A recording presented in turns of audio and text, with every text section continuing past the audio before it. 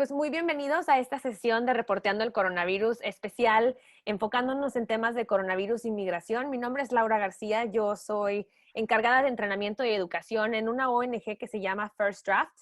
En First Draft a lo que nos dedicamos a hacer es trabajar con periodistas alrededor de todo el mundo y con académicos para investigar cómo podemos combatir la desinformación y cómo podemos, primero que nada, identificarla, obvio, y luego trabajar junto con los públicos, audiencias y ONGs a través del mundo para combatirla.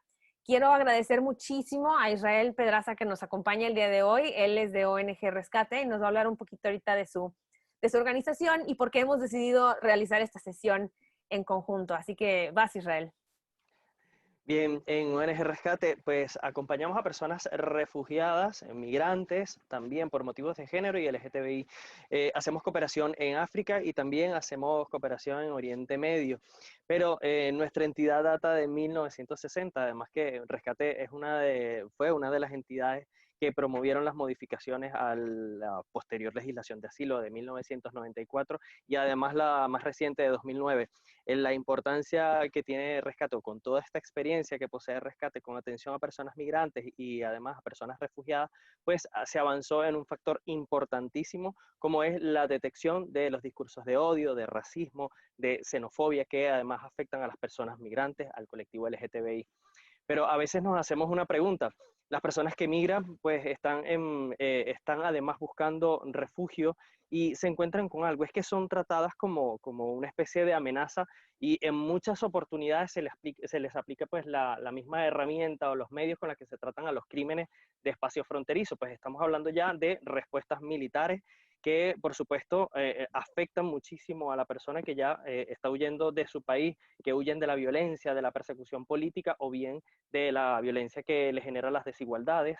Pues estas personas acaban sintiendo en carne propia aún más violencia, no solo en el trayecto, sino al acercarse también a las fronteras. Entonces, si nos regimos por la Declaración Universal de los Derechos Humanos, en el artículo 13 contempla el derecho al movimiento, pero pareciera que esto se queda como que un poco lejos cuando el derecho de las personas que tienen un temor fundado sobre su vida no se ve efectuado. Entonces, eh, ¿cómo se encuentra una persona con todos estos retornos que existen a diario de personas que son recluidas en centros de internamiento o personas que son agredidas en el intento de cruzar las fronteras por fuerzas militares, por fuerzas policiales?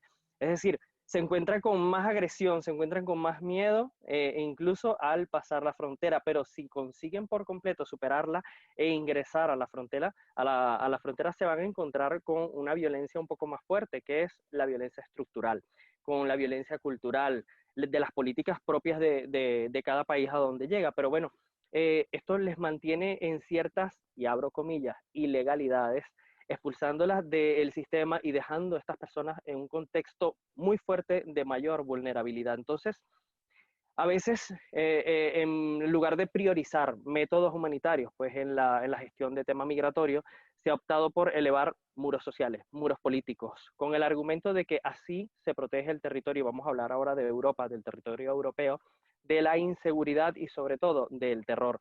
Pero no solo es España, ojo, que responde al tema de a la securitización de las fronteras, a levantar muros. Cada vez más ahora son los estados que crean barreras de extrema seguridad entre unos países u otros para afrontar este tipo de retos. Pero nosotros como organizaciones del tercer sector, que vemos bastante acá, nos preguntamos si de verdad estos muros están pues contribuyendo a generar violencia en el escenario internacional y también si las personas que migran y buscan refugio, pues a qué se están enfrentando. Entonces, a veces en la realidad tenemos ahí ideas que están directamente relacionadas a relegitimar estos discursos de odio. Uno de ellos es que primero los recursos son limitados. Ojo, ya esto es cuando construimos los discursos, que pudiera ser una amenaza cultural y también con esto se forma una sociedad un poco más excluyente que asume narrativas y además se multiplica. Ya voy entrando un poco en tema de España y hay un caso bastante práctico y además yo agradezco a todo el equipo de BNG Rescate que hemos estado haciendo un gran trabajo para presentarles esta pequeña reflexión. Y es que una persona migrante en España para el año 2008, vamos a poner un caso, ganaba cerca de 4.000 euros y no era un problema porque, o sea, todo el mundo tenía dinero. Pero con la llegada de la crisis, un migrante nos estaba ya quitando las oportunidades, nos quitaba la seguridad social, el sistema de salud estaba colapsado. Ese fue el nuevo discurso que entró posteriormente a la crisis. Anteriormente no era un problema y luego sí comenzó a hacerlo. Entonces, hay que reflexionar muchísimo y hay que decir que, bueno, las migraciones no son ni buenas ni malas. Las migraciones son y forman parte de la historia humana. Acá, como pueden ver, hay una especie de cronología de pandemias y cómo con la llegada del coronavirus, que no ha sido solo el coronavirus, sino ha sido a través de la historia, y vamos a remitirnos a esta primera, que es en 1347, cuando el brote de la peste negra afectó a personas judías y gitanas. Entonces ya comenzamos a asociar enfermedades con personas, con nacionalidades, porque en el brote de una enfermedad, tal como parece específico allí, siempre se busca a alguien a quien culpar. Entonces en 1900 ya la peste bubónica en San Francisco afectó directamente a personas de China. Ya para 2009, la gripe H1N1 en México afectó a personas provenientes de China. Volvemos nuevamente a realizar este ataque. Y ya para 2014, el virus del ébola afectó a la población de África y en España específicamente a las personas provenientes de República Dominicana, un poco por el color, ¿no? Hay casos registrados también. Y ya ahora para 2020, la pandemia del coronavirus afecta nuevamente a las personas de China. ¿A dónde vamos con estos discursos? ¿Cómo detectarlos? Y ahí mi compañera Laura es la que les va a ayudar con toda esta información necesaria para entender un poco de dónde venimos, a dónde vamos y qué podemos hacer. Perfecto, pues les voy a enseñar cómo hacer 3 cosas, chavos, como decía mi mamá. Primero, aprender a usar operaciones booleanas y ojo que la sesión va a estar grabada, ¿no? Entonces no se apuren en estar tomando en 1000 apuntes. Algunas de estas cosas son cuestión de práctica, como andar en bici. Entonces ya que tengan la grabación pueden regresar a verlo e intentar algunas de estas cosas. 2, herramientas básicas de verificación, ya que encuentran cosas, ¿qué hacemos con estas cosas para saber si son reales o no? Y número 3, un par de tips sobre cómo le hacemos para hablar de temas de coronavirus y migración, o coronavirus y xenofobia, o coronavirus y discriminación para con nuestros familiares y nuestros amigos que a lo mejor comparten este tipo de cosas, o cómo le hacemos para escribir nuestros encabezados de una mejor manera, o asegurarnos de que nuestros intentos de combatir este discurso no terminen solamente dándole una plataforma un poquito más grande. Y para que no se me pase la oportunidad de un anuncio, tenemos nosotros un curso en línea completamente gratis diseñado para periodistas y comunicólogos trabajando alrededor del coronavirus. Es un curso que tiene como casi 6 horas de material, desde tutoriales hasta videos. Por el momento solo está en inglés, pero la versión en español la sacamos la próxima semana. Así que, ojos, en este mismo canal van a poder encontrar ese tipo de material. Si hablamos un poquito sobre la infodemia que estamos viendo ahorita, la Organización Mundial de la Salud la definió así porque compone de 2 cosas. Uno, que hay muchísima información falsa o que no es completamente verdadera a nuestro alrededor. Y número 2, que nos está llegando la información por muchísimos lados. Piensen en todas las pantallas que tienen en su vida. La compu, la tele, iPad de sus compañeros, donde trabajan, y todas estas pantallas nos están dando información, cuando antes a lo mejor era nada más el periódico de la mañana o la radio que escuchabas cuando te despertabas, ¿no? Y como personas que nos dedicamos a comunicar o a trabajar sobre la comunicación, tenemos que volvernos súper conscientes de algo de lo que la directora de investigación de First Draft llama la trompeta de amplificación. Y este es un fenómeno que hemos observado nosotros en nuestra investigación de las redes sociales, de cómo hay gente o organizaciones o actores con intenciones, vamos a llamarlas turbias, que lo que hacen es publicar cosas a propósito en los espacios más oscuros de las redes, en las redes anónimas, por ejemplo, Reddit o 4chan, con la intención de que se vaya moviendo de una plataforma a otra hasta llegar a las redes sociales un poquito más abiertas como Twitter o Instagram o Facebook, para que lo veamos nosotros, los periodistas, los comunicólogos, y les demos una plataforma más grande al hablar sobre ellas. Y entonces tenemos que volvernos súper cuidadosos de que en nuestro monitoreo y en nuestro reportaje o comunicación de este tipo de temas no les demos exactamente qué es lo que están buscando, que es más exposición, más oxígeno y una plataforma muy grande para este tipo de ideas. Y hay que tener cuidado con este tipo de cosas, ¿no? Y si nos vamos ahora sí directo, por ejemplo, al tema de migración, me di a la tarea de buscar ejemplos que son más que nada relativos a España, pero también cómo hablan del tema de migración que cruza fronteras, ¿no? Por su misma naturaleza. Por ejemplo, aquí denotando que muchos migrantes mexicanos están siendo regresados a México de la Unión Europea y puede ser que tengan o no coronavirus y que las condiciones en las que están viajando tampoco sean las mejores, ¿no? Los mismos Médicos Sin Frontera en España están pidiendo a las autoridades de mi país, de México, que liberen a todos los migrantes que se encuentran en centros de detención, ¿no? Y estos son los temas que, como el tema cruza fronteras, quiere decir que la desinformación también cruza fronteras y hay que tenerlo eso súper, súper presente.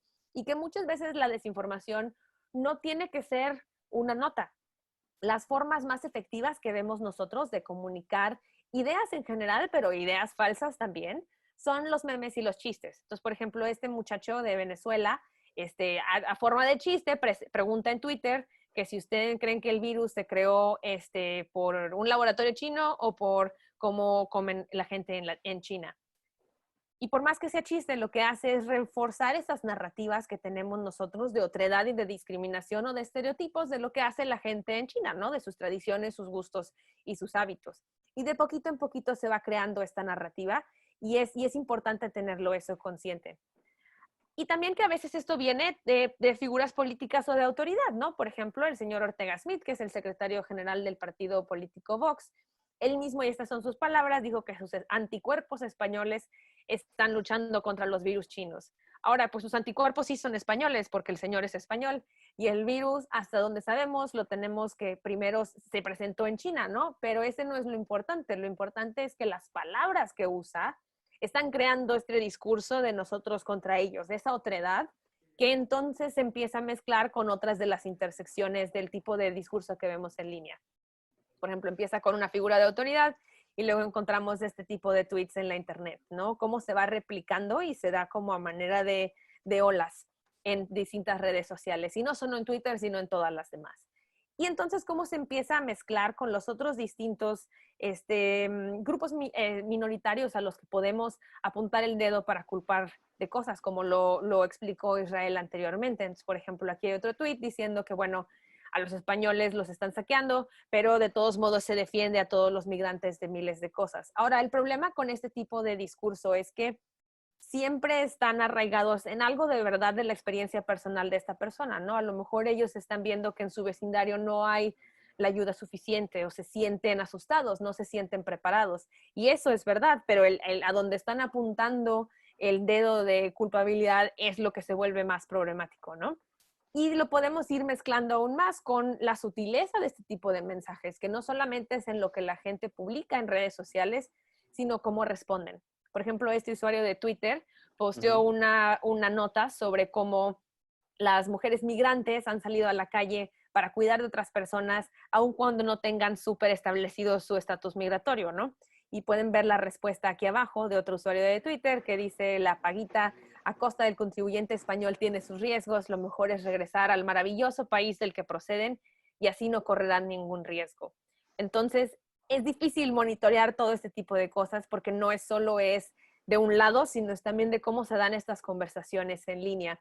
Y lo vimos, por ejemplo, ahora también con las intersecciones de religión, ¿no? Cómo se empezó a correr el bulo de que había un reporte autorizando a que la gente de religión musulmán celebrara el Ramadán a grandes masas, pero a la gente en España, que es un país católico, se le estaba pidiendo que cerraran las iglesias y demás cosas, ¿no? Que obviamente todo esto fue desmentido, pero se empiezan a mezclar entonces esas intersecciones de religión, migración, derechos civiles y demás, o hasta derechos de las personas gays, como lo vemos en este tweet, por ejemplo, que dice en Nueva York que el alcalde incentivaba a las celebraciones musulmanas de Ramadán, pero dispersó el funeral de un rabino.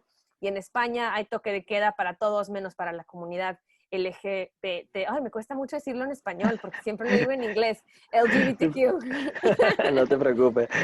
Acá Este, en España es LGTB. LGTB, Sí. LGTB, LGTB.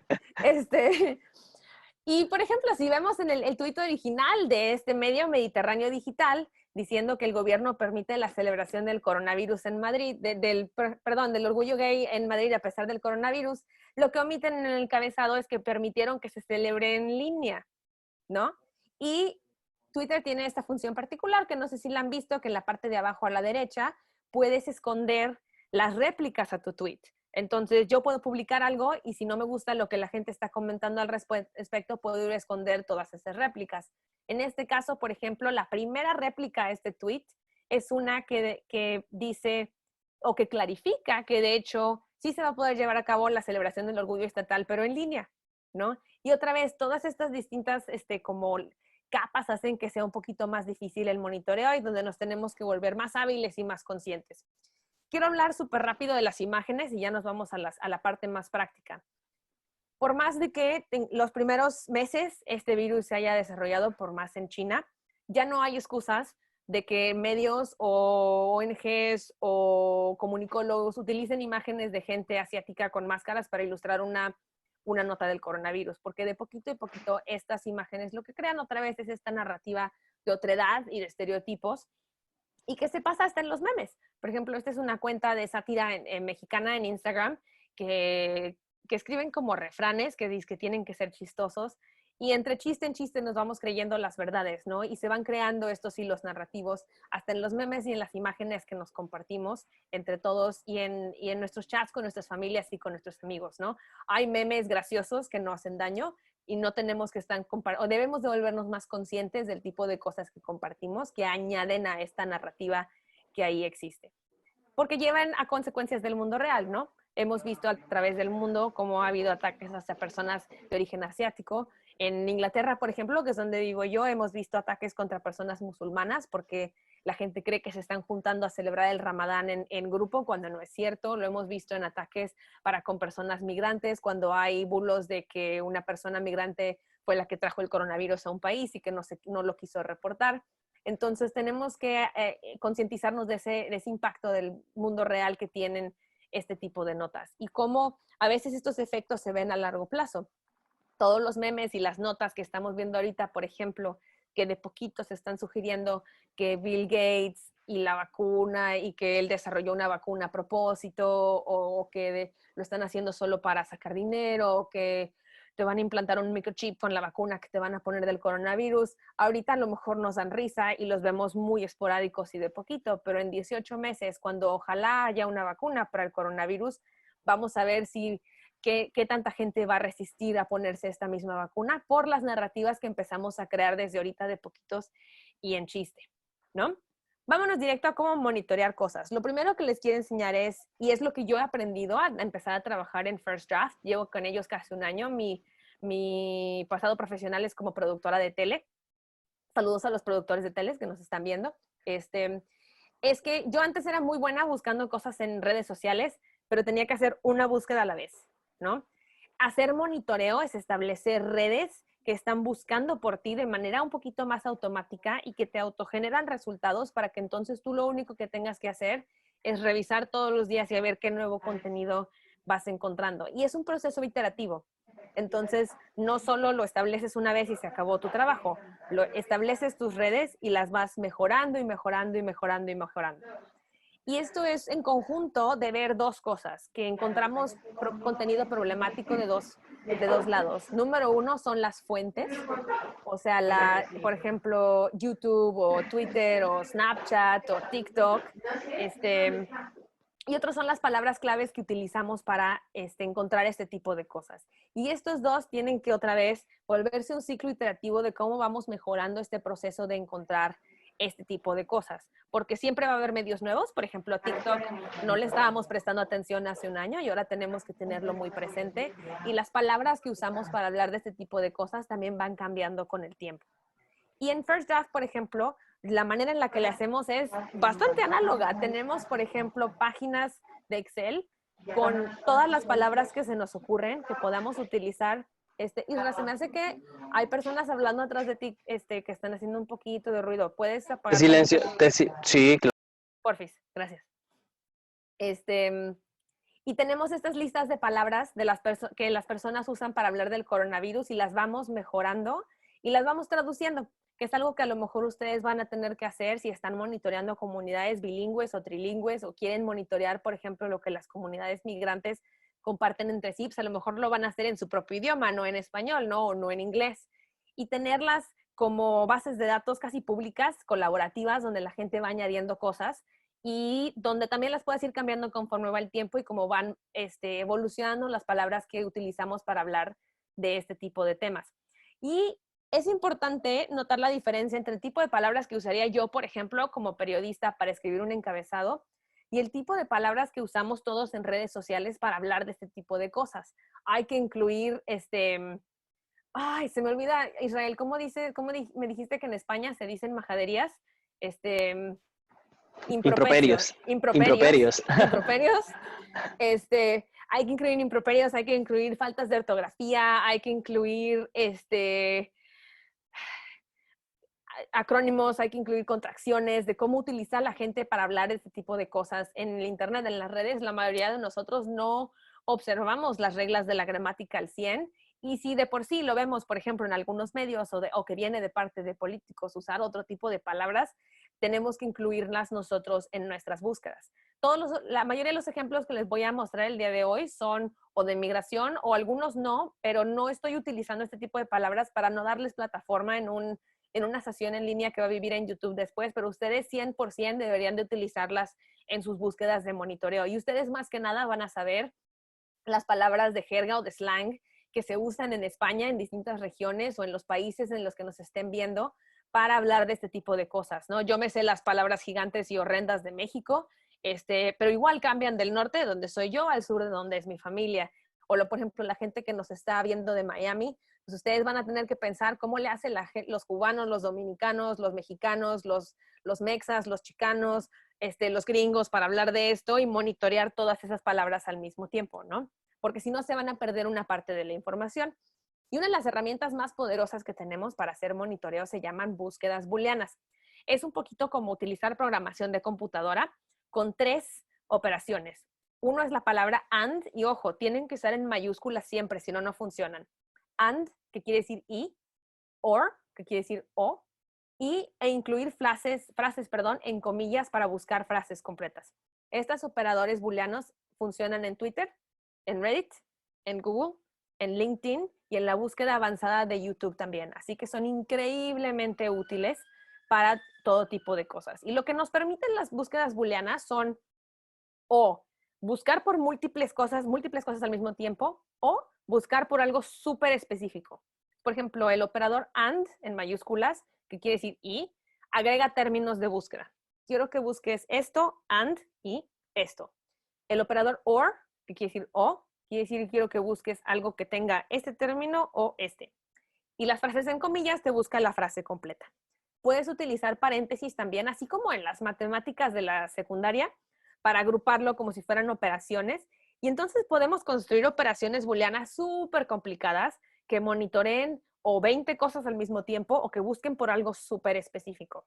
Déjenme les enseño cómo. Por ejemplo, estas son 15 hashtags que yo he encontrado sobre una marcha a la que se está llamando este próximo fin de semana en España, como para retomar las calles, ¿no? Y tengo 2 opciones. Una, o hago 15 búsquedas por separado para cada una de estas hashtags, o las convierto en una operación booleana que busque por las 15 al mismo tiempo y la puedo poner esta búsqueda en Twitter o en Google y a ver qué sale. Se vería así, por ejemplo. Esta busca por gobierno miserable o gobierno de la ruina o gobierno criminal. Y ojo, en mayúsculas todas. Y cuando pongo eso entonces en Twitter, como lo ven aquí al lado derecho, la búsqueda está buscando por todos estos tipos de opciones. Entonces no tengo que hacer 15 búsquedas paralelas y las tengo todas en una sola columna. Ahora, hoy no nos va a dar tiempo de hablar de TweetDeck, pero si alguien utiliza TweetDeck, ahí es donde lo puedes agregar como una columna de TweetDeck también para tenerlo en parte de tu monitoreo. ¿Cómo se usa, por ejemplo, con el AND?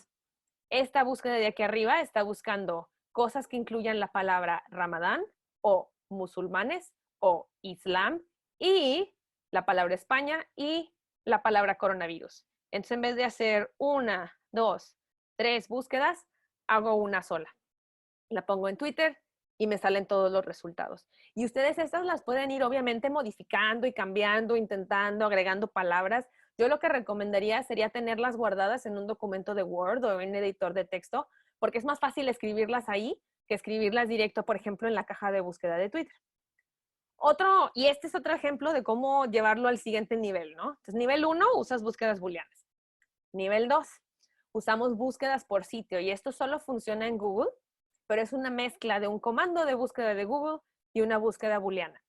Si agregamos al principio de cualquier búsqueda site, S-I-T-E y 2 puntos, eso quiere decir sitio en inglés, y luego el sitio de internet en el que queremos buscar, Twitter, YouTube, Instagram, Reddit, TikTok, lo que sea. Y luego ponemos una búsqueda booleana, lo que hace Google es buscar estos términos solo dentro de esta página web.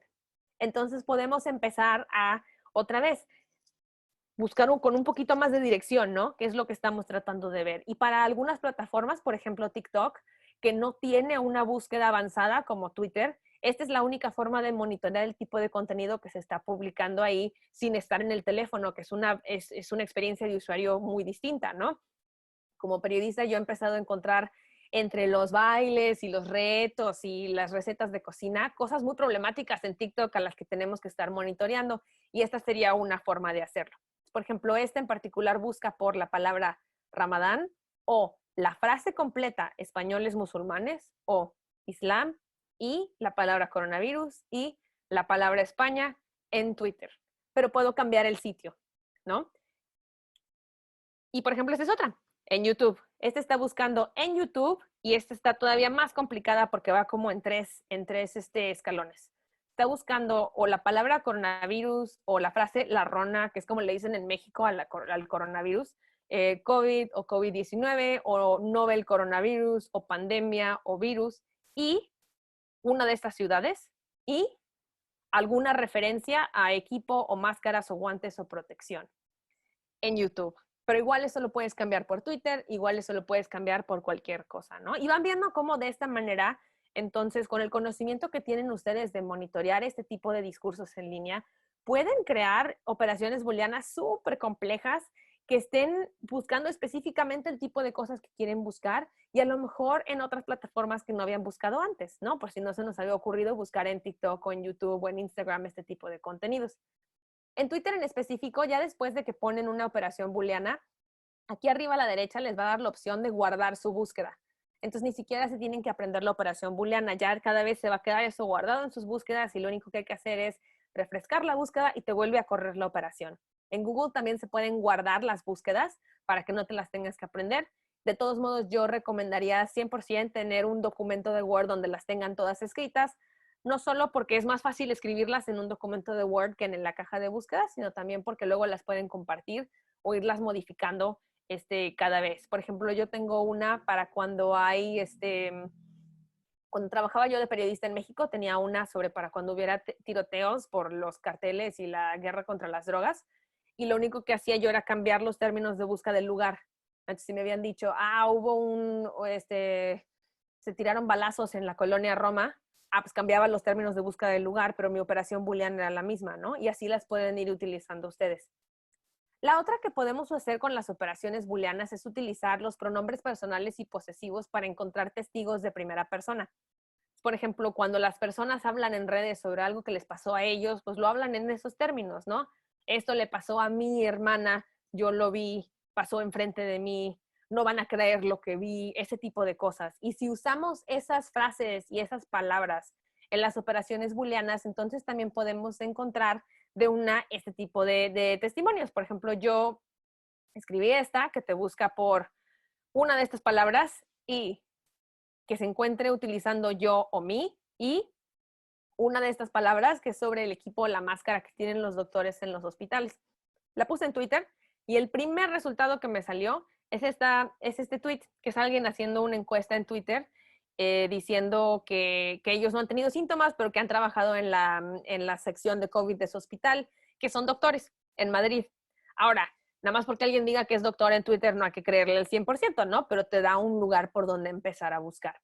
Y empezando a combinar todas estas como técnicas y herramientas que toman práctica, o sea, la primera vez que escribes una operación booleana se siente medio extraño y luego ya te vuelves bien ducho, podemos encontrar más y mejor contenido que monitorear. Y hay que acordarnos también que estas palabras claves van cambiando con el tiempo, ¿no? Esto es, por ejemplo, una imagen de Google Trends de España de los últimos 90 días, de la frecuencia con las que la gente utiliza los términos de búsqueda o COVID-19 comparado con virus chino, y cómo van cambiando las palabras que usamos, tanto las palabras buenas como las palabras malas que usamos para hablar de este tipo de cosas, para encontrar mejor contenido que monitorear.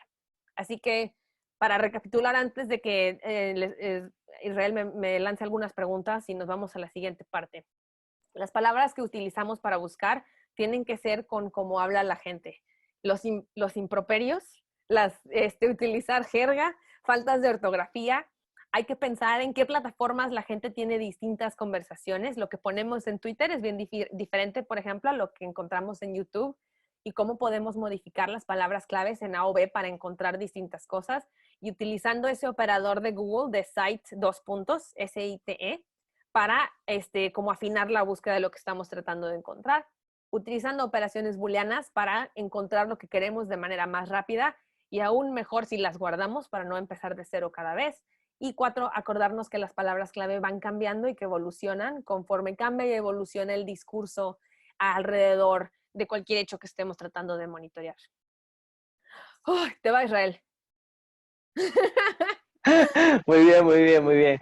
Mira, han hecho bastantes preguntas interesantes, sobre todo Laura, si hay alguna especie de programa específico donde todas estas operaciones booleanas se puedan hacer para todas las redes sociales en un mismo sitio. Sí, pero son de paga. Entonces, existen plataformas como, por ejemplo, CrowdTangle o Newswhip o Klaxon, que te permiten hacer ese tipo de cosas. Pero si eres un periodista independiente o una ONG o un medio un poquito más chiquito, pues ni modo, hay que hacerlas de una en una. Pero como las puedes guardar tus búsquedas en Google, a lo mejor eso te lo hace que se vuelva más fácil. También lo puedes crear como si alguien ha utilizado alertas en Google. Igual, puedes Claro. usar una operación booleana en tu alerta de Google, y esa todos los días entonces te manda, por ejemplo, un correo diario con lo que encontró, ¿no? Hay formas de automatizar este tipo de cosas para que no consuma tu vida y tú tengas que estarlo viendo todo el tiempo. Claro, claro. Ahí también otra, bueno, nosotros adelantamos que parte de la colaboración que hacemos con Data for Good en Madrid, estamos desarrollando justamente una aplicación para hacer las detecciones en principio con Twitter. Ya próximamente luego estaremos avanzando con otras plataformas, pero lo importante es que sí se está sumando organizaciones para ofrecer herramientas y que próximamente las estaremos presentando junto a First Draft. Exacto. Y la otra es que hay grupos de una organización que no son una organización centralizada, son como grupos autoorganizados que se llaman hackers. Hacks es como hackers de computadora, y hackers es se me están cruzando los idiomas, muchachos. Es como una forma en la que le dicen a los periodistas en inglés, y estas organizaciones se juntan más o menos una vez al mes, y ahorita están haciendo sus juntas en línea, y lo que hacen es traer y juntar a comunicadores, no solo periodistas, sino comunicólogos, con gente que sabe de programación web. Y a veces ir a estos encuentros es donde te encuentras a la persona que tiene un interés en ayudar a tu organización, ayudarte a automatizar este tipo de cosas. Mira, Laura, nos hacen otra pregunta. Al hacer una operación booleana dirigida a YouTube, Google rastrea únicamente la descripción del vídeo, las palabras claves insertadas y los comentarios, o también rastrea los subtítulos del vídeo. Qué pregunta tan interesante. Solamente te está buscando el título, la descripción y los hashtags. Si quieres los subtítulos, hay formas de hacerlo, pero eso necesita un poquito más de programación con medios computacionales, utilizando programas como Python o R, porque entonces lo que tienes que hacer es no solo buscar el contenido por palabra, sino tienes que descargar el archivo de los subtítulos, y se vuelve un poquito más complicado. Pero con estas nada más es el título, de la descripción y los hashtags. Vale. Nos pregunta también, Juan, por vuestra experiencia, ¿habéis llegado a denunciar contenido discriminatorio que habéis encontrado a través de las búsquedas booleanas? ¿Cuál es vuestra sensación sobre la permisión de las redes sociales respecto a este tipo de mensajes? No sé, First Draft ha hecho, Laura, ¿ustedes hacen denuncias constantes de este tipo de delitos de odio? Nosotros lo que hacemos es apoyar a los periodistas con los que trabajamos en ese tipo de denuncias, sí, y depende muchísimo de qué plataforma estemos hablando, qué tan rápida es su respuesta, la verdad. Y el problema es que cuando estamos hablando de temas de discurso de odio, de discriminación, también a veces depende muchísimo del país de donde se esté llevando a cabo. Aunque el Internet es universal, del país de la persona que haya tuiteado y las reglas que haya alrededor del discurso de odio. Por ejemplo, en México no tenemos tanta legislación sobre leyes de qué puedes decir en cuanto a discriminación de género o discriminación de gente que venga de otros países, pero en Inglaterra sí, ¿no? Entonces, a veces Claro. depende tanto del marco legal del país en donde se originó el contenido, tanto como de las plataformas, y las plataformas responden de maneras bien diferentes. Sí, en nuestro caso, justamente en ONG Rescate, sí trabajamos con el hashtag Red al Rescate, que es parte de nuestro proyecto, y les invitamos a que ingresen a la web y revisen un poco sobre el maravilloso proyecto que tenemos también para esto. Y sí hacemos una respuesta que tiene que hacerse una respuesta. No, buscamos no multiplicar los bulos, sino todo lo contrario, replicarlos con el voluntariado, que muchas de las personas voluntarias están ahora mismo también conectadas en el webinar. Aviéntame otra, Tenemos, Israeli, y nos vamos a sí, la que sigue. vale, la cantidad de fake news es a veces mayor que la información verídica. ¿Cómo recomiendas buscar para descartar en su mayoría esto? Digo, para no tener que hacer este filtro manual. Fíjate qué pregunta tan interesante y habla mucho sobre nuestra percepción de la cantidad de cosas que podemos monitorear. Yo diría que algo que nos más preocupa en First Draft es que la mayoría de la información, yo diría falsa o manipulada, a mí me causa mucho problema utilizar la frase fake news porque es muy binaria. Está, Sí, está diciendo, si yo te digo a ti, Israel, tú eres fake news, ustedes van a tener que decidir si son equipo Israel o equipo Laura. Y ya entonces no hay espacio para decidir en cuanto a los hechos, estamos decidiendo conforme a nuestra identidad en línea.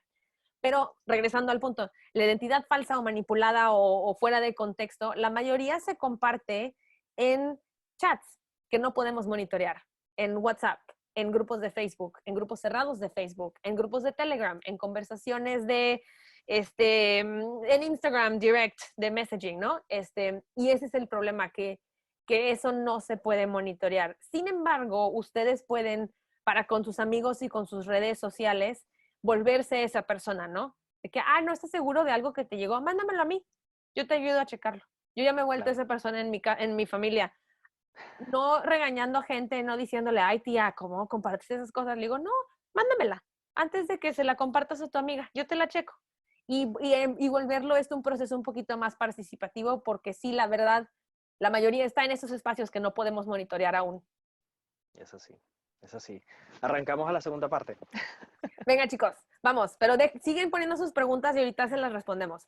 Sí, Ahora, con las herramientas de monitoreo, ya que se volvieron maestros de las operaciones booleanas, van a encontrar en mil cantidad de cosas. ¿Qué hacemos ya que las encontremos? 3 pasos. Con estos 3 pasos básicos de la verificación, vamos a llegar muy, muy lejos. Y en First Draft lo que nosotros tratamos de enseñar es que cuando te encuentras con cualquier tipo de contenido, hay que hacer 5 preguntas para tratar de verificarlo. Y estas 5 preguntas a veces no son tan fáciles de responder, o a veces 2 son muy fáciles de responder y las otras 3 son más complicadas. Pero mientras más busquemos respuestas a estas 5 preguntas, más certeza vamos a tener de la calidad de la información que estamos viendo. La primera, procedencia. Que si estás viendo la primera versión de este contenido en línea, muchas cosas que vemos son el forward del forward del forward del forward y todo se comparte 1000 veces. Y a veces hacer ese proceso de detective, de retrasar de dónde vino el contenido originalmente, te va a ayudar a entender muchísimo qué comunidades compartieron ese contenido, de dónde viene, y aunque no encuentres a la persona original que lo publicó, ese proceso es muy útil. Número 2, si sí encuentras a la primera persona que lo publicó, que a veces es mucho más difícil de lo que suena, ¿quiénes son? ¿A qué se dedican? Puedes confirmar su identidad, tienen perfiles en otras redes. Peor aún, si los encuentras y te contestan, pregúntales cosas, ¿no? A los periodistas se nos olvida mucho que podemos hacer periodismo análogo para complementar este tipo de cosas digitales. Si encuentras el nombre de la persona y tienen oficina, pues habla a su oficina y pregúntale qué onda, ¿no? A veces eso nos da muchas más respuestas. Número 3, ¿cuál es la fecha original en la que se produjo el contenido? Solo porque yo subo una foto ahorita a mi Instagram no quiere decir que la tomé hace 3 minutos. Y hay que tener eso muy, muy presente. Locación. ¿Dónde se capturó el contenido original? Otra vez, solo porque yo subo una foto a mi Instagram diciendo estoy en mi casa ahorita, no quiere decir que esa sea una foto de mi casa. Y hemos visto muchísimas veces que la forma más popular de generar desinformación es tomando contenido que ya existía antes, fotos o videos, no lo tocan, no lo manipulan, solamente se republica en un nuevo contexto o en una nueva narrativa. Y eso es muy fácil de ver cuando estamos usando como pistas visuales para ver si estamos en el mismo lugar en el que se supone que estamos. Y la quinta, que es un poquito más difícil, es la motivación. ¿Por qué alguien quisiera que se comparta este tipo de contenido? ¿Qué emociones me está produciendo a mí o que le va a producir a otra gente? ¿A qué marco narrativo encaja? Y aquí es donde entran todos estos temas de discriminación, de las distintas intersecciones para con grupos minoritarios o demás. ¿Cuál es esa intención detrás de este meme o de este video o de esta fotografía, ¿no? ¿A quién le conviene, en dónde encaja? Y obviamente este es un poquito más de intuición que de cómo hacer investigación propia, pero ayuda a veces a poder hacer mejores preguntas. Y para enseñarles lo fácil que es editar este tipo de cosas, este es un mensaje, por ejemplo, de la cuenta de Instagram oficial de Penélope Cruz, que dice: el entrenamiento de First Draft es de primera clase.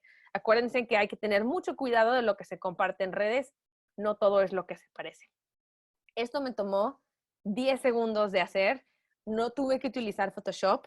Y es una de las formas más comunes que vemos de desinformación, donde la gente modifica lo que se supone que es una página web o lo que se supone que es un mensaje de texto y lo comparten, ¿no? ¿Y qué hacemos todos? Te mandan algo, le haces print screen y lo compartes. Le haces print screen y lo compartes.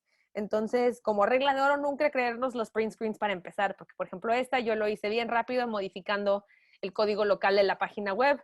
Le hice print screen y lo puedo compartir y decir: ay, Penélope Cruz adora mis entrenamientos, ¿no? Y claro que no.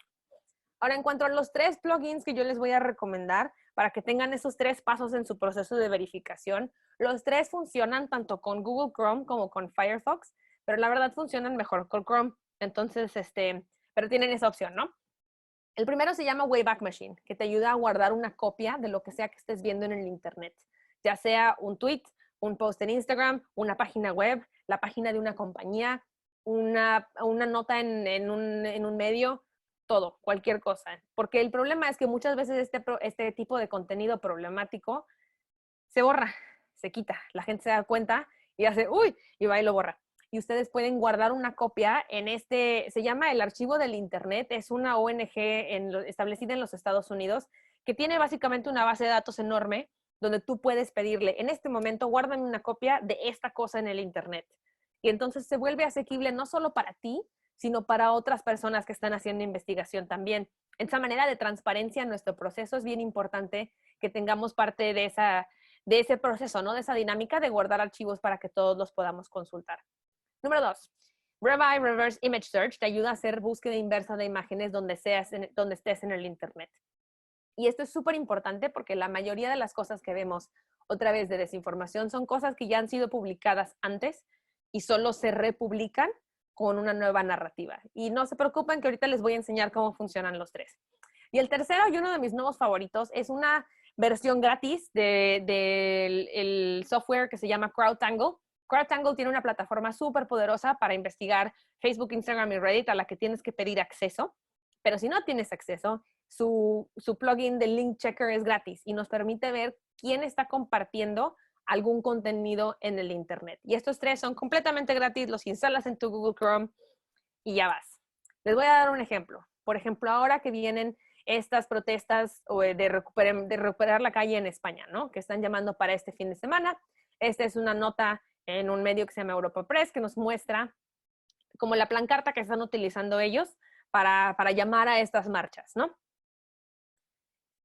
Yo llegué a esa página web, de hecho, porque primero me encontré esto en Twitter. Es alguien diciendo que hay una contraprotesta que se está organizando, que si la protesta original dice Fase Libertad, ellos dicen Fase Antifascista, y que lo que están llamando es que a la gente ataque a la gente que va a estar protestando de un lado, ¿no? Otra vez, se vuelven estos discursos opositorios.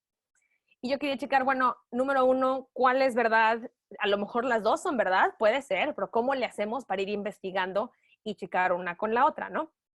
Y lo primero que hice fue hacer una búsqueda inversa de la imagen y encontré otro tipo de imágenes relacionadas con esta como antiprotesta, pero más importante que nada, encontré gente como que desmintiendo estas dos cosas y comparando las dos pancartas y mostrando cómo era como que un intento de que se vieran muy similares. y gente que trabaja con compañías verificadoras desmintiéndolo como un bulo, ¿no? De que lo habían fabricado de cero para que pareciera como que va a haber una antiprotesta y generar ese miedo. Otra vez, regresando al punto 5, ¿cuál es la motivación de generar la apariencia de una contraprotesta? Es ese miedo, ¿no? Esa ansiedad que le podemos causar a la gente. Y déjenme se los enseño aquí mismo. Sí pueden ver mi Twitter, ¿no? Aquí estamos. Entonces, yo donde sea que estoy, tengo aquí arriba mis plugins. Este que parece como un edificio griego es el que me deja archivarlo en Wayback Machine. Este que dice CT es el de CrowdTangle, que me deja ver dónde se está compartiendo este tipo de contenido. Y el de la búsqueda reversa de imágenes lo tengo ya instalado. Entonces, donde sea que esté yo, por ejemplo, aquí este es el tweet original, hago control clic, me vengo aquí abajo donde dice Reverse Image Search, que quiere decir búsqueda inversa de imágenes, e inmediatamente lo puedo pedir que lo mande a una o a todas de estas operadoras de búsqueda. Google, Bing, Yandex, Tinai y Baidu. Ahora, es importante mandarlo a varias porque cada una tiene un algoritmo diferente y van a encontrar distintos resultados y también están viendo a partes diferentes del Internet. Yandex, por ejemplo, tiene muy bien indexado la parte rusa del Internet. A veces, por ejemplo, si quieres verificar cosas, no vas a encontrar nada en Google, pero sorpresa, sorpresa, lo encuentras en Yandex, ¿no? Bing tiene un algoritmo bien diferente que a veces encuentra cosas que otras cosas no encuentran. Baidu tiene indexado la parte china del Internet, entonces a veces también te ayuda a verificar ese tipo de cosas. Entonces, por ejemplo, si le doy aquí directo All Search Engines, no sé si vieron, pero aquí arriba de inmediato me abrió todas estas tabs para entonces poder ver los resultados de la búsqueda inversa.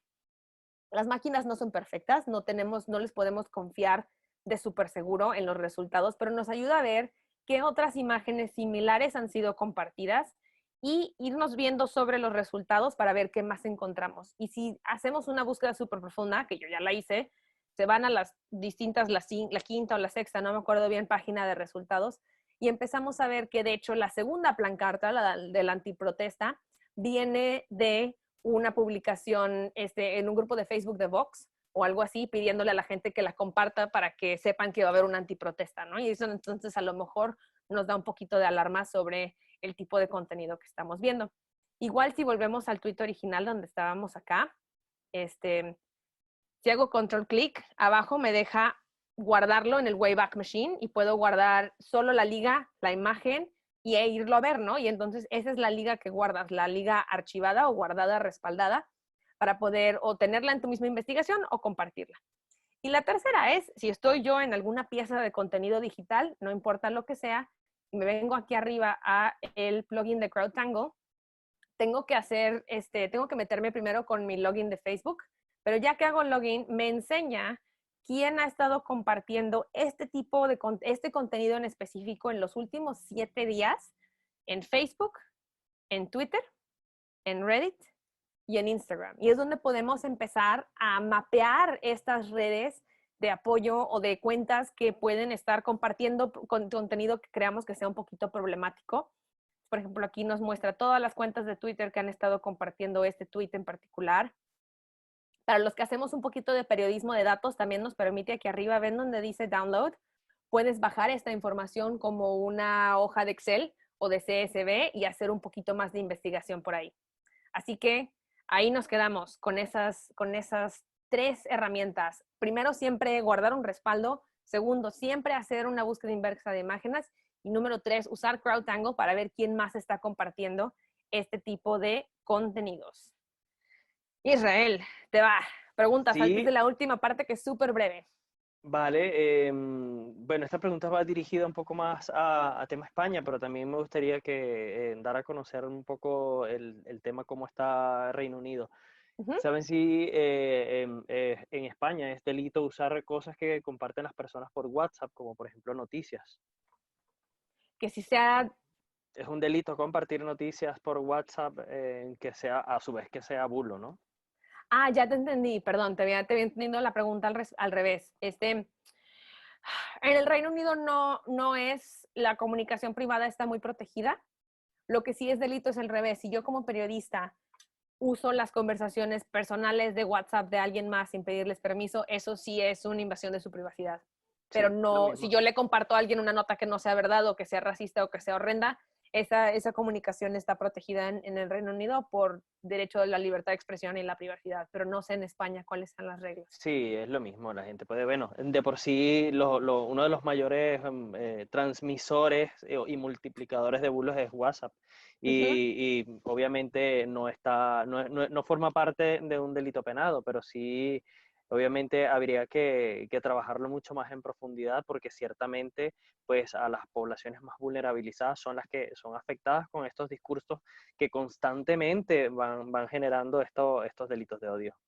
Ujú. Otra pregunta, muchachos. Sí, CrowdTangle no funciona sin iniciar sesión en Facebook.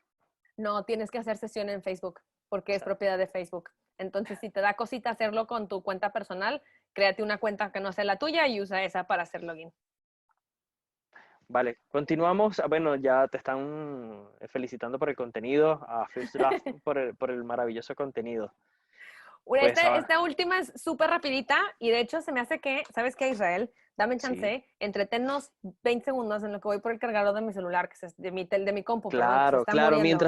Mientras tanto, yo Entonces, les voy indicando que las personas que quisieran formar parte del voluntariado pueden hacerlo a través de www.ongrescate.org/red al rescate. Allí pueden conocer mucho más acerca del proyecto que tenemos acá en ONG Rescate y por supuesto formar parte del voluntariado, poner a disposición de todas las personas el buzón antirrumores porque obviamente lo que estamos buscando es combatir estos delitos de odio, pero también sacarlos a la luz pública, tratar de sensibilizar mucho más a las personas de lo que está sucediendo y de cómo podemos utilizar nuestros recursos, no solamente para nuestra familia, que son los primeritos donde llegan estos bulos, rumores y fakes, hasta nuestros amigos o grupos los grupos de trabajo, etcétera.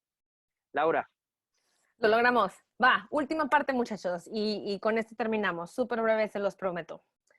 Cuando estamos hablando de conversaciones de coronavirus, lo más importante que hay que acordarnos es que a todos nos pasa algo que se llama el efecto de la tercera persona. Y esto lo han estudiado los psicólogos por décadas, que es este efecto de decir, ah, no, ellos sí comparten información falsa, yo no. No, ellos se creen las cosas, yo no. Y la verdad es que todos en algún punto hemos caído en las trampas de alguna nota que no sea verdad o que no, la hayamos compartido sin verificar. Les pongo un ejemplo. El otro día, bueno, digo el otro día, fue hace como 3 meses, pero ahorita el tiempo ya no importa. Me topé un tweet que de Monterrey, de donde soy yo en México, con una foto de un niño en un registro civil, un bebé, y decía, registran al primer niño en honor al coronavirus. Dylan COVID fue llevado al registro civil por sus papás. Cuando yo estaba en la prepa, yo cuidaba niños y me tocó ser niñera de un niño que se llamaba Anakin, como de Star Wars, como Skywalker. Entonces yo estaba completamente lista a creerme que alguien en Monterrey, de donde soy yo, le había puesto COVID a su niño en honor al coronavirus. Y se la mandé a mi mamá, y se la mandé a mi papá, y se la mandé a mi novio y a todo el mundo, sin haber hecho una búsqueda inversa de la imagen. Ya que hice la búsqueda inversa de la imagen y la puedes hacer en tu teléfono, vi que es una imagen que existe desde el 2014, que se ha reusado cuantas mil veces para compartir memes y que de hecho la cuenta que la tuiteó es una cuenta como de chistes y de fútbol. Pero como no me di el tiempo, me dejé llevar por la reacción emocional de, ay, cómo es la gente de Monterrey compartiendo sonsadas, no me di ese chance de verificar. Y a todos nos pasa. Y eso es lo primero que tenemos que ponernos súper en primer plano cuando pensamos de este tipo de cosas. A todos nos pasan este tipo de cosas y tenemos algún punto susceptible emocional que hace que nos olvidemos de verificar y de checar las cosas. Y si partimos de ese punto un poquito más empático, entonces podemos afrontar este tipo de conversaciones, ya sea para con nuestros amigos y nuestra familia o en cómo escribimos al respecto de estas cosas, basándonos en 5 consejos que nosotros recomendamos. La primera es enfocarnos en los hechos. No hay que repetir las falsedades si podemos evitar repetirlas, porque así como nos aprendimos las tablas de multiplicación diciéndolas una y otra vez, si escuchamos algo una y otra vez, aunque sea para desmentirlo, lo que nos vamos a acordar es la cosa que escuchamos 1000 veces. Y eso es solo producto de cómo funcionan nuestros cerebros y más que nada ahorita en momentos de crisis. Entonces, primero que nada, enfocarnos en los hechos. Hay que evitar repetir las falsedades. Número 2, el contenido que sea más fácil de procesar, nos vamos a acordar de él un poquito más fácil. Todos hemos visto la gráfica esta famosa de aplanar la curva, ¿no? Esa gráfica es tan poderosa porque es muy sencilla. Te muestra opción A, opción B y se acabó.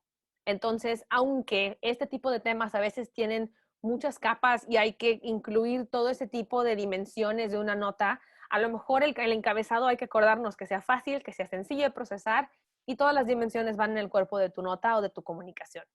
Número 3, hay que evitar las palabras derogatorias y el ridículo, porque pasa algo que se llama la defensa de la visión del mundo. Si yo creo, y es parte de mi identidad, que la Tierra es plana, y llegas y me dices, eres un estúpido por creer que la Tierra es plana, lo más probable es que yo me aferre a mi creencia de que la Tierra es plana, porque es tan parte de mi identidad que si me la cuestiono, ya no sé quién soy. Y no usar, y usar palabras de ridículo, derogatorias, detonan ese proceso, donde a veces nuestras verificaciones tienen el efecto opuesto, ¿no? No estamos convenciendo a nadie que no hubiera estado de acuerdo con nosotros desde el principio. Y hay que entrar en este tipo de conversaciones que es muy difícil, muy, muy difícil, de un punto un poquito más empático. Número 4, responder cualquier pregunta que salga de tu verificación o de tu corrección. Si dice alguien, es que se van a poder hacer las celebraciones de orgullo gay en Madrid, y tú dices, no es cierto, pero no respondes la pregunta que queda, el vacío informático, la gente va a llenar ese vacío informático con lo que se encuentre. Entonces hay que asegurarnos también que nuestras correcciones den respuestas, ¿sí? Y la última, hay que ser precisos con el lenguaje. Tanto las palabras como el lenguaje que utilizamos ahorita importa más que nunca. Que si los casos de coronavirus son confirmados, son el promedio, son los que hemos visto en varios días, son los que se sospechan, esa diferencia importa. Y también tener mucho cuidado de utilizar jerga súper científica o súper de alguna industria que no se vuelva tan atractiva para los demás, ¿no? Hay que acordarnos de hablar como seres humanos, que a veces es mucho más difícil cuando hablamos de este tipo de tema. Y igual, ¿no? Nada más para como que recalcar, porque las cosas que oímos más de una vez es más fácil que nos acordemos. Si repetimos falsedades para corregirlas, lo más probable es que nos acordemos de eso. Entonces, evita repetir falsedades y empieza con los hechos y con la verdad. Evita repetir falsedades, evita repetir falsedades. Todos procesamos la información de manera sesgada a nuestra versión del mundo. Entonces, si tu corrección o tu verificación reta esa versión del mundo de alguien de manera opositoria, lo más probable es que esa persona se aferre a esa visión para defenderse a sí mismo y entonces no lograste nada con tu corrección o con tu verificación. Las imágenes juegan un papel muy importante y esto no quiere decir que no compartamos memes o que nos volvamos súper aburridos, pero hay memes y hay imágenes que refuerzan los comportamientos que queremos ver en la gente y los hechos que sabemos. Por ejemplo, en México ahora estos son dos que se compartieron en el WhatsApp de mi familia. Primero haciendo alusión a Buscando a Nemo. ¿Qué haremos en Semana Santa? Nadaremos, nadaremos, ¿no? Como en la película se usaba en México. Y son memes y dan risa, pero no me están reforzando estereotipos, no me están causando pánico y al contrario, me están recordando, en Semana Santa me tengo que quedar en mi casa. Y hay que tener esa conciencia, ¿no? Y voy a utilizar un ejemplo de un tuit que respondió ONG Rescate a alguien que estaba haciendo alusión a que a los inmigrantes en España se les está dando muchísimo más ayuda que a la gente española misma. Y primero que nada, el tono, ¿no? Muy bien, saludando de manera amigable, empezamos desde ese punto de empatía y empezando con la verdad, ¿no? 70 inmigrantes y la Cruz Roja los trasladó al Hospital Cabo de Gata en Almería.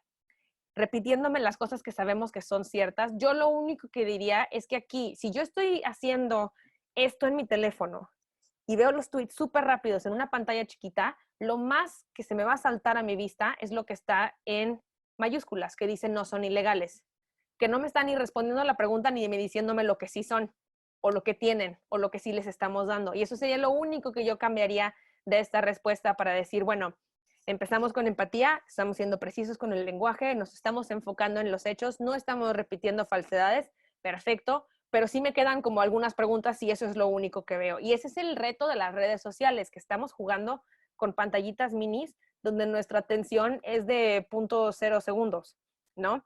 Pero de todos modos tenemos que tenerlo muy consciente porque la gente o los agentes o las organizaciones o los grupos que quieren repartir desinformación o discursos de odio saben que pueden utilizar esa saturación informática o esa poca atención que les damos a las cosas en redes para esparcir cosas. Entonces, de la misma manera, nosotros que tenemos que tener esa conciencia para contrarrestar esos discursos y esas narrativas y esos diálogos en redes sociales. Y ahora sí, ya llegamos a la parte final. No sé si alguien tenga un par más de preguntas y luego nada más los vamos a dejar con ligas y recursos para poder seguir este trabajo después.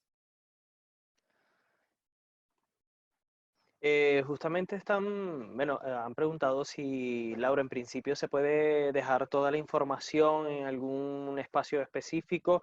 Sé que a través de la web de First Draft pueden conseguir toda la información, todos estos recursos están bastante específicos y todas las personas, el voluntariado de la Red al Rescate, también sabe que First Draft comparte una cantidad de recursos importantísimos para combatir estos delitos de odio. Sí, y de hecho les vamos a mandar en un como correo de respuesta y gracias por asistir a esta sesión y ahí les vamos a incluir todas las ligas de las herramientas que he mencionado el día de hoy. Yo, incluida la grabación de esta sesión. Entonces, para que lo tengan ahí todo junto y lo que sea que necesites tú también, Israel, que incluyamos Sí, ahí también, lo podemos poner con muchísimo gusto. vale. Están diciendo, a ver, Laura, ¿cómo responderías tú el tweet de los inmigrantes ilegales que se puso desde la entidad? Ay, a ver, vamos a ver. O sea, ¿cómo te lo reescribiría tu respuesta? Dice, hola Jorge y ¿Cómo? Rubén, Real Rescate ha verificado que son 70 inmigrantes y Cruz Roja Española los traduce. Entonces, los dos, mi problema son las mayúsculas, que lo que me hacen recordar es que no son ilegales. Yo en vez de diría no son, que sí son. Son migrantes en proceso o son migrantes, no sé, en el caso particular de estas personas, ¿cuál sería su estatus? Pero en vez de decirme lo que no son, dime lo que sí son y no repetir la palabra ilegal en particular en cuanto a temas de migración, porque tiene miles de connotaciones y hasta en algunos marcos legales no existen, ¿no? Por ejemplo, en Inglaterra no puede ser un inmigrante ilegal por ley, así no existe esa condición y cambia de país a país, ¿no? Pero no sé, tú que conoces, a lo mejor sí te acuerdas un En poquito más de Inglaterra, este caso. en Inglaterra existe la palabra ilegal. No en cuanto se refiere a los inmigrantes. Claro, No de claro, es que, manera legal. La usan los medios para todo. Pero bueno, por ley tú no puedes ser un inmigrante ilegal. Puedes ser un claro, inmigrante indocumentado o en proceso. claro, en España suele utilizarse un inmigrante que se encuentra en una situación administrativa irregular, pues que no hay nada ilegal. Ajá. O bueno, Vale, puedes decir son migrantes en proceso de tramitando sus documentos o algo así, ¿no? claro, claro. O reforzar un poco más, no son ilegales, son refugiados, o obviar un O poco decir son también refugiados. son Ajá. refugiados. Vale, o son personas refugiadas, porque también tenemos que hablar un poco del lenguaje inclusivo. Exacto. Mira, también te hacen muchísimas, aparte de otras preguntas, les dice que se ha hecho un poco corto el webinar. Dicen, una conferencia muy interesante, enhorabuena y muchísimas gracias. Solo una aclaración. Qué bueno. La Ujú. búsqueda por Google no sirve para hacer una búsqueda intensiva como si se puede hacer desde las propias aplicaciones o mediante APIs, ya que el sistema de indexación de Google no es masivo. Por ejemplo, aproximadamente solo un 6% de los tweets son indexados en Google. Para Ujú. temas de noticias puede ser muy útil, pero a nivel de redes sociales, el algoritmo de Google selecciona solo una parte muy parcial de la información que mostrará su buscador. Eso es cierto, sí. De hecho, se me olvidó hacer esa diferencia, pero a mí lo que me gusta es de repente dar este tipo de herramientas porque nos ayudan a ver partes del Internet que no estamos acostumbrados a ver. Tu Twitter y tu cuenta te va a estar mostrando o priorizando qué te muestra de acuerdo a tus mismos hábitos de búsqueda en Twitter, porque así funcionan estas aplicaciones, que es lo mismo en Google, ¿no? Pero a veces salirse de donde siempre estamos acostumbrados a buscar en una red social nos ayuda a ver otro tipo de resultados que no estábamos viendo. Pero tienes completa razón. Hacer la investigación por medio del API es mucho más completo o la mayoría de estas plataformas tienen una búsqueda avanzada. Twitter tiene búsqueda avanzada, YouTube tiene búsqueda avanzada, LinkedIn tiene búsqueda avanzada también y ahí puedes utilizar los operadores booleanos y la búsqueda avanzada entonces para ver todo lo que está indexado en esa misma red social. Pero sí, muchas gracias por la aclaración, eso es completamente cierto. Sí, justamente la aplicación que estamos generando en colaboración con Data for Good Madrid, justamente se está desarrollando con la API de Twitter para pues, profundizar muchísimo más la búsqueda. Hay otra, dice, con esta infoxicación en tiempos de pandemia, ¿cómo logras Ujú. abrazar tu profesionalismo y gestionar los datos para compartirlos de forma más responsable o de la manera más responsable posible? Lo primero que yo he hecho, o lo primero que he cambiado en mi propia labor periodística es acordarme que por más de que yo me tarde horas y horas y horas trabajando en el cuerpo de una nota o en el texto que te va a explicar cómo utilizar una herramienta, lo más probable es que lo primero y de lo único que se acuerden las personas sean los encabezados. Y duele. Duele cuando llevas horas y horas editando un texto o horas y horas editando un video y te tienes que enfrentar con la realidad de que lo más probable es que la gente, lo único que vea o de lo único que se acuerden sean o los primeros 10 segundos de tu video o el encabezado de tu nota o el tweet, ¿no? 280 caracteres. Y me he vuelto muchísimo más consciente de qué pongo en esa parte que tengo muchísima más garantía que es lo que la gente va a ver y no utilizar algo que yo hacía antes como periodista, decir, bueno, no importa si el encabezado de la nota suena más sexy de lo que, de lo que es la nota, porque cuando la gente vea mi video va a entender que no es así, ¿no? La bronca es que la mayoría de la gente no va a ver tu video, no va a hacer clic. Hay estudios que les puedo compartir en el correo después de esta sesión que comprueban que más del 50% de las personas, o de las ligas, perdón, que se comparten en Twitter nunca han sido abiertas. Entonces quiere decir que yo veo algo en Twitter y lo recomparto. Ni siquiera lo abrí, no hice clic, no lo fui a leer, ¿no? Y esa responsabilidad de entender que entonces lo que yo pongo en un tweet o en el encabezado o hasta en la imagen de preview que sale con mi nota en redes sociales es lo que más importa. Y eso es lo que va generando estas narrativas y es a lo que nos tenemos que volver un poquito más responsables como periodistas, porque es muy fácil generar encabezados súper sexys o repetir lo que dijo alguien, pero ponerlo en comillas y entonces, no, pero como está en comillas es lo que ellos dijeron. Pero con esa publicación constante vamos generando este tipo de narrativas. Y lo veo en México con los mismos temas que lo veo en Inglaterra, como lo vi ahora que me aventé un clavado a las redes sociales en España. Y no importan los lenguajes, porque también todo esto se traduce y se subtitula muy rápido. Hay videos problemáticos que yo me he encontrado en Inglaterra, que me los comparte mi familia 3 días después con subtítulos en español. Y tenemos que volvernos conscientes de ese poder que tenemos como medios y de cómo lo que nosotros producimos se va a sacar de contexto o se puede sacar de contexto al compartirse sin leer el contenido de la nota y cómo va a cruzar fronteras. Y eso es y duele, pero es como hacer un switch. Una vez que ya hiciste ese switch en tu cabeza, todo lo que haces se ve un poquito de manera diferente.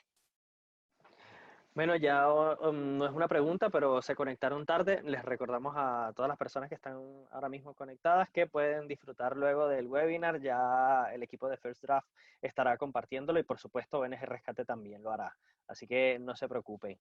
También dicen, sí, la narrativa desde lo positivo justamente y el respeto por los derechos humanos, hablar de personas migrantes, totalmente, el lenguaje inclusivo es lo que va a primar pues Uh -huh. en la defensa de los derechos humanos de las personas migrantes. Y Bueno, sí, Laura, ¿hay más preguntas o les no, dejamos un par de ligas? ya no hay más preguntitas.